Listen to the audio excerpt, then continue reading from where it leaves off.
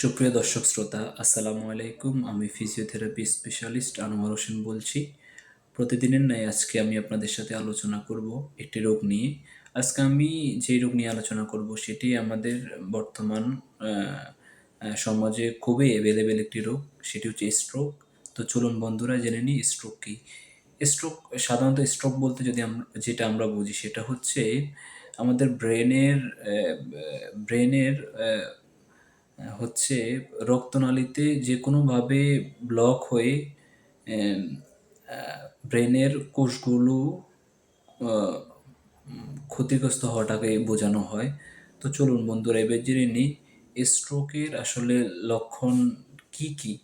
কি কি লক্ষণ দেখা দিলে আপনি বুঝতে পারবেন যে একটা মানুষের স্ট্রোক হয়েছে। নাম্বার ওয়ান, মুখের এক পাশ বেঁকে যাওয়া। নাম্বার টু, হাত পা হঠাৎ করে অবশ হয়ে যাওয়া।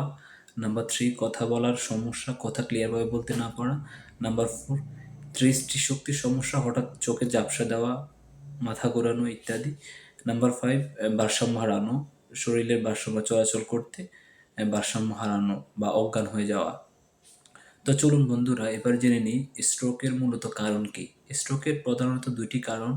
নাম্বার ওয়ান, সেটি হচ্ছে ইসচেমিক স্ট্রোক যেটি আমরা বলি, সেটি হচ্ছে ব্রেনের রক্তনালীতে হচ্ছে ব্লক হয়ে কোষের ক্ষতি হওয়াকে বোঝানো হয়, যার কারণ যে স্ট্রোকটি হয় সেটি হচ্ছে ইসচেমিক স্ট্রোক। নাম্বার ফোর হচ্ছে হ্যামোরেজিক স্ট্রোক, যেটি মূলত হচ্ছে মস্তিষ্কের ব্রেনের রক্তনালী ফেটে গিয়ে যে স্ট্রোক হয় সেটি হচ্ছে হ্যামোরেজিক স্ট্রোক। তো চলুন বন্ধুরা এবার জেনে নিই কাদের স্ট্রোকের আসলে ঝুঁকিটা চান্সটা হচ্ছে বেশি থাকে। নাম্বার ওয়ান, যাদের হাই প্রেশার বা উচ্চ রক্তচাপ আছে। নাম্বার টু, যাদের ডায়াবেটিস আছে। নাম্বার থ্রি, যাদের কোলেস্টেরলের পরিমাণ অনেক বেশি। নাম্বার ফোর, যারা ধূমপান এবং মদ্যপান করে। নাম্বার ফাইভ, যাদের স্থূলতা অনেক বেশি বা মোটা। নাম্বার সিক্স, যারা মানসিক চাপে ভোগেন, অনেক প্রেশার নিয়ে কাজকর্ম করেন, তাদের স্ট্রোকের ঝুঁকি থাকে। এবং সর্বশেষ নাম্বার সেভেন, যাদের হার্টের সমস্যা বা হৃদরোগ, তাদের স্ট্রোকের অনেক ঝুঁকি থাকে।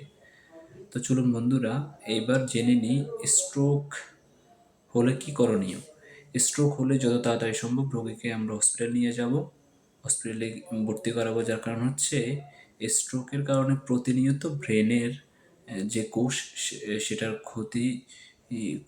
ক্ষতিগ্রস্ত হয়, ক্ষতি হতেই থাকে। তো চলুন বন্ধুরা এবার জেনে নিই স্ট্রোক কীভাবে আমরা প্রতিরোধ করতে পারি। আমরা যারা সুস্থ আছি তারা কীভাবে স্ট্রোকের হাত থেকে রক্ষা পেতে পারি। আমাদের কিছু নিয়মকানুন মেনে চলতে হবে। নাম্বার ওয়ান, আমাদের স্বাস্থ্যকর খাবার খেতে হবে।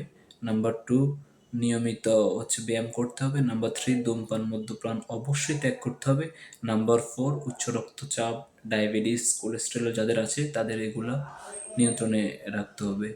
তো চলুন বন্ধুরা এবার আমরা জেনে নিই স্ট্রোক পরবর্তী যদি রোগীর অবস্থা বেশি সংকটাপন্ন হয় তাহলে আমাদেরকে অবশ্যই রোগীকে উন্নত চিকিৎসার জন্য ঢাকাতে নিয়ে যেতে হবে।